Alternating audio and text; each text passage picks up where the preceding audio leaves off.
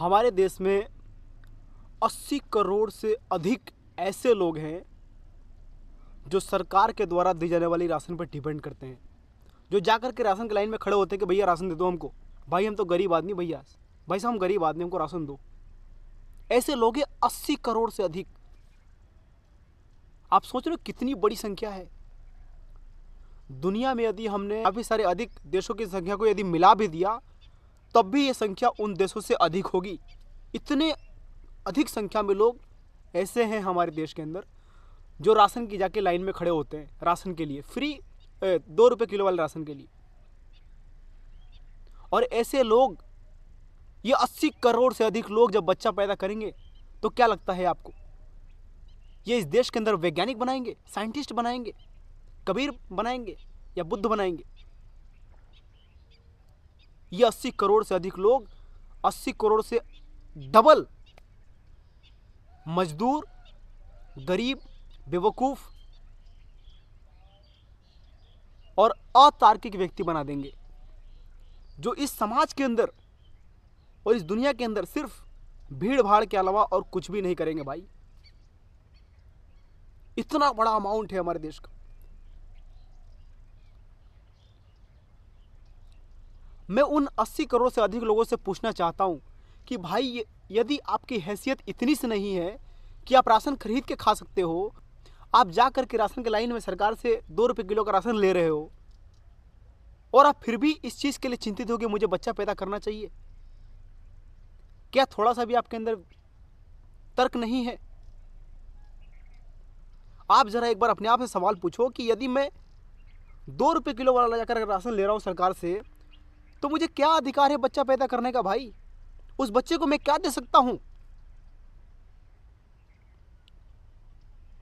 उस बच्चे को ना मैं अच्छी शिक्षा दे पाऊंगा, ना अच्छा एजुकेशन दे पाऊंगा, ना उसको कुछ दुनिया की सारी चीज़ों से आज़ाद करा पाऊंगा, क्योंकि मैं खुद गुलाम हूं भाई, इस दुनिया के सारी बाधाओं से, सारे बंधनों से, सारे जंजीरों से, परंपराओं से, रूढ़िवादी सोच से मुझे खुद सोचने का टाइम नहीं है, क्योंकि मैं 2 रुपये किलो वाले राशन पर डिपेंड करता हूं। यदि मैं उस कैटेगरी में हूं तो मुझे नहीं लगता कि मुझे बच्चा पैदा करने का कोई भी अधिकार होना चाहिए। यदि मैं एक बच्चे को अच्छी शिक्षा नहीं दे सकता, अच्छा एजुकेशन नहीं दे सकता, तो मुझे क्या अधिकार है एक बच्चे को इस दुनिया में लाने का?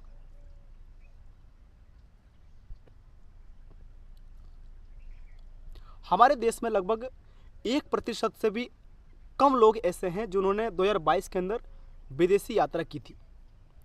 लगभग 1 करोड़ लोग होंगे ये।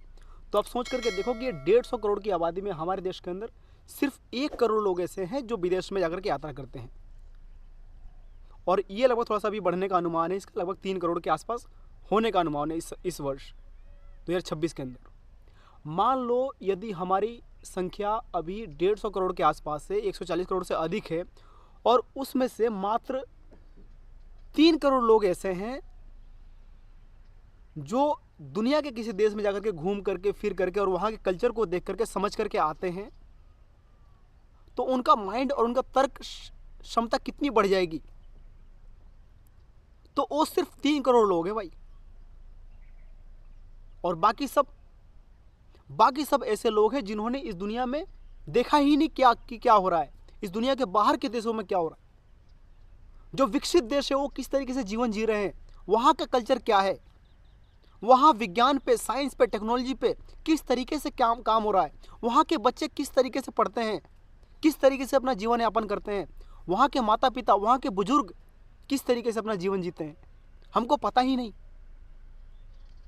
हम एक छोटे से पिंजरे में बंद हो गए, कैद हो गए भाई। जैसे आपने सुना हो कहानी कुएं के मेढक का। एक बार एक कछुआ समुद्र से निकल करके कुएं के पास पहुंचता है और वहाँ देखता है एक मेढक है, और दोनों आपस में बातचीत करते हैं। तो मेढक पूछता है कि भाई तुम कहाँ से आए हो कछुए से? कछुआ कहता है कि मैं समुद्र से आया हूँ।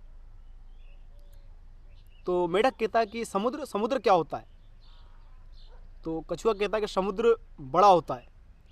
मेढक अपना हाथ फैलाता है और कहता है कि इतना बड़ा होता होगा। कछुआ कहता है कि नहीं, बड़ा होता है, और बड़ा होता है। मेढक थोड़ा और अपना हाथ फैलाता है और कहता है कि इतना बड़ा होता होगा। कछुआ कहता है कि नहीं नहीं नहीं, और बड़ा होता है। मेढक अपना हाथ और फैलाता है पूरा जोर से और कहता है कि इतना बड़ा होता होगा बिल्कुल। तो कछुआ कहता है कि नहीं नहीं नहीं, इससे भी बड़ा होता है। मेढक कहता है कि शायद ये जो मेरे कुएं की दीवार है वो वाली, वहां से लेकर के और यहाँ तक और पीछे तक, शायद ये इतना बड़ा होता होगा। तो कछुआ कहता है कि नहीं, इससे भी बड़ा होता है।